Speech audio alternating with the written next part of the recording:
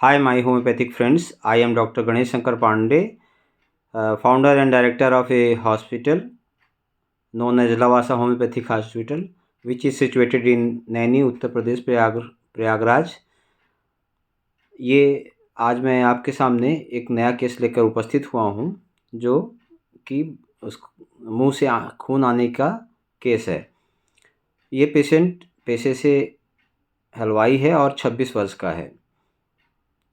इसके अटेंडेंट के द्वारा हमें बताया गया कि सर हमने इनका इलाज इलाहाबाद के प्रतिष्ठित एलोपैथिक डॉक्टरों से कराया, लेकिन लाभ नहीं मिला।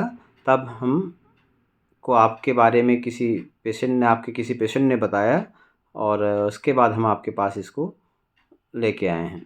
तो मैंने पूछा, ठीक है, बताइए क्या दिक्कत है। तो पेशेंट के अटेंडेंट ने बताया। पेशेंट तो शांत बैठा हुआ था, वो केवल मुझको देख रहा था और कुछ बोल नहीं रहा था।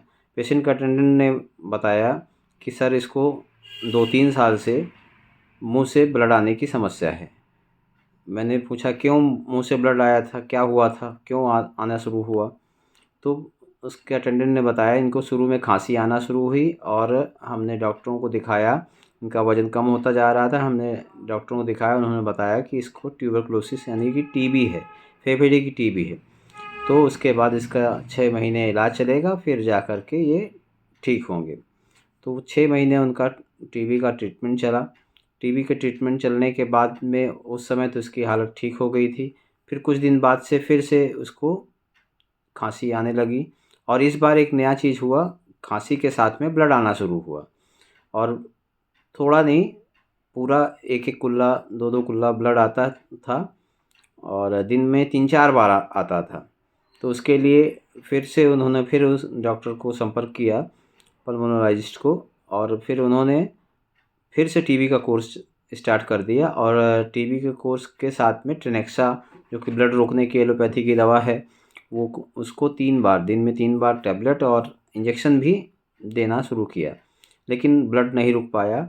और उसके बाद फिर ये पेशेंट हमारे पास आ गया। तो फिर उस हमने उनके अटेंडेंट से ये सारी जानकारी ली।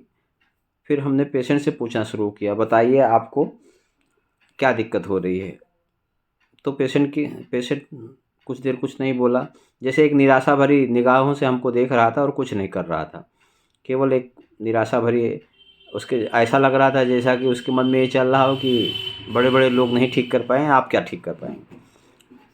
तो हमने पूछा, क्या क्या बात है, क्या दिक्कत है आपको। तो कुछ देर सोचने के बाद उसने बोलना शुरू किया।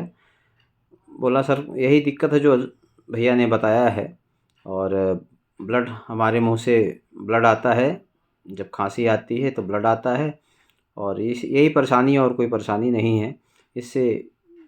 तो हमने पूछा, तो जब ब्लड हो आता है आपको तो आप क्या करते हैं।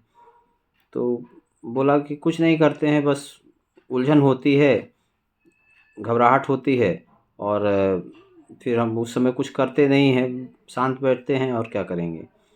फिर हमने उनके अटेंडेंस से पूछा कि अच्छा, ये क्या करते हैं इस समय, जिस समय इनको ब्लड आता है। तो कहा, ये बहुत बेचैनी घबराहट में रहते हैं और इधर उधर अपना चक्कर लगाते हैं।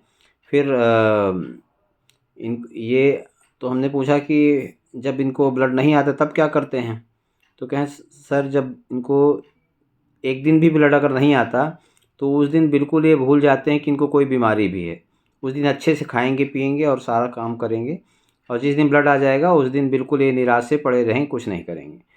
तो हमने उनसे इसी सिम्टम के आधार पे, केवल एक ही सिम्टम हमको मिला, बाकी और चीज़ें हमने पूछा, भूख प्यास नींद के बारे में, तो सब भूख वगैरह कम लग रही थी, और कोई दिक्कत, उन्होंने कहा और कोई दिक्कत नहीं, यही दिक्कत केवल है। तो हमने उस समय केवल पेशेंट के अटेंडेंट के आधार पे, और कोई सिम्टम हमें इस केस में नहीं मिले, क्योंकि वो पेशेंट एलोपैथी के डॉक्टरों के यहाँ से आया था, या जो भी उसके दिमाग में चल रहा हो, या उसने हमको बताया नहीं। तो हमने अटेंडेंट के आधार पे केवल एक सिम्टम लिया, वो था despair alternate with indifference. Patient को जब दिक्कत होती थी तो वो डिस्पेयर हो जाता था, और उसके बाद जब उसको दिक्कत, ब्लड नहीं आता था, तब वो ठीक हो जाता था, यानी कि इंडिफरेंस में चला जाता था, बिल्कुल भूल जाता था कि हमें कुछ हुआ है। तो इसी सिम्टम के आधार पे हमने उसको एक मेडिसिन सिलेक्ट की, आर्सेनिक एल्बम। और आर्सेनिक एल्बम देने के बाद हमने उसको 1 हफ्ते की और दवा दे करके 1 हफ्ते बाद उसको बुलाया कि आप 1 हफ्ते बाद आइए, अपना बताइए। 1 हफ्ते बाद पेशेंट जब लौटा, दोबारा जब लौटा, तो हमने उससे पूछा कि क्या हाल है, कैसा रहा, ब्लड कितनी बार आया? तो उसने कहा नहीं, कुछ नहीं, कुछ ठीक नहीं है। हमने कहा कि क्या ठीक नहीं है? हमने पूछा कि कितनी बार ब्लड आया? तो बोला 1 बार हफ्ते में। हमने पूछा पूरे हफ्ते में केवल 1 बार आया? उसने कहा हाँ, पूरे हफ्ते में 1 बार आया। तो अब यहाँ देखिए कि ये पेशेंट क्या कर रहा है। एक बार पहले इसको दिन भर में 3 बार ब्लीडिंग आती थी, ब्लड 3 बार 4 बार ब्लड आता था, इंजेक्शन लगता था, सब होता था। देखिए अभी पहली बार हमने दवा दिया और उसको 1 बार, केवल हफ्ते में 1 बार ब्लड आया, उस पे भी वो जो है प्रसन्न नहीं था। तो इसको हमने, इससे हमारी मेडिसिन और कंफर्म हो गई। इस चीज़ को कहा जाता है अनग्रेटफुल। पेशेंट अनग्रेटफुल है कि उसको इतना आराम मिला, लेकिन हमको थैंक्स देने के बजाय उसने कहा नहीं, अभी हमको ब्लड आता है, हमें कुछ आराम नहीं है। तो इससे और दवा कंफर्म हो गई। तो हमने उसी दवा को, आर्सेनिक एल्बम को कंटिन्यू किया। और जब अगले हफ्ते आया पेशेंट, तो उसको कोई ब्लीडिंग नहीं, कोई दिक्कत नहीं, भूख अच्छे से लगने लगी। पहले क्या था कि उसको, उसका पूरा शरीर का रंग काला पड़ा जा रहा था उन दवाओं की वजह से, या जो भी कारण हो। और ब्लड दिन में 3-4 बार आता था, जिससे वो परेशान हो जाता था। अब आर्सेनिक एल्बम देने के बाद इतनी आसानी से, केवल आर्सेनिक एल्बम की डोज़ देने के बाद से जो सालों से उसको तकलीफ़ थी, वो तकलीफ़ चली गई। केवल एक सिम्पटम से, alternate despair alternate with indifference.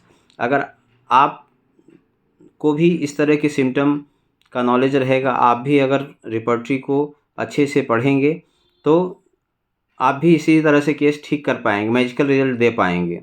इसलिए केवल पढ़ना ही इसका एकमात्र उपाय है।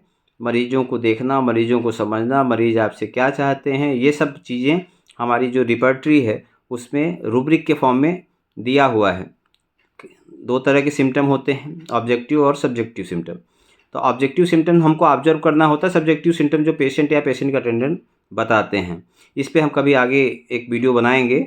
और आर्सेनिक एल्बम देने के बाद से वो पेशेंट बिल्कुल ठीक हो गया, उसको दोबारा कभी भी ब्लीडिंग नहीं आई। ये होम्योपैथी की महानता है, इसलिए इसको आप भी सीखें और अच्छे से पेशेंट को ठीक करें, मानवता की सेवा करें। धन्यवाद।